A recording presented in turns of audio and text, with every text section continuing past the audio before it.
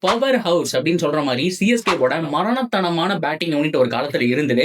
Best opening பேர் எது தெரியுமா? இதுக்கு முன்னாடி மைக்கசி அண்ட் முரளி விஜய் ரெண்டு பேருமே ஓபன் பண்ணிட்டு இருந்தாங்க. ரெண்டு பேருமே காமன் கம்போஸ்ட் ஸ்லோவா கேம் எடுத்துட்டு போவாங்க.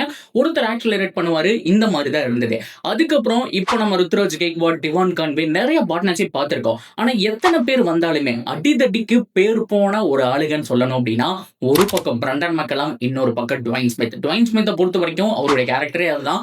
ஓப்பனிங்ல அடிச்சு ஆடுவாரு. வெஸ்ட் இண்டீஸ்ல பெருசா சைன் ஆகல அப்படின்னா கூட அவருக்கு கிடைச்ச மேட்சஸ் எல்லாமே ஓரளவுக்கு டீசெண்டா பெர்ஃபார்ம் பண்ணியிருக்காரு. இன்னொரு பக்கம் பிரண்டன் மெக்கலம் சொல்லவாங்க வேணும். மனுஷன் இறங்கி எந்த பால் போட்டாலும் சரி இறங்கி வெளியில கடாசுவாரு.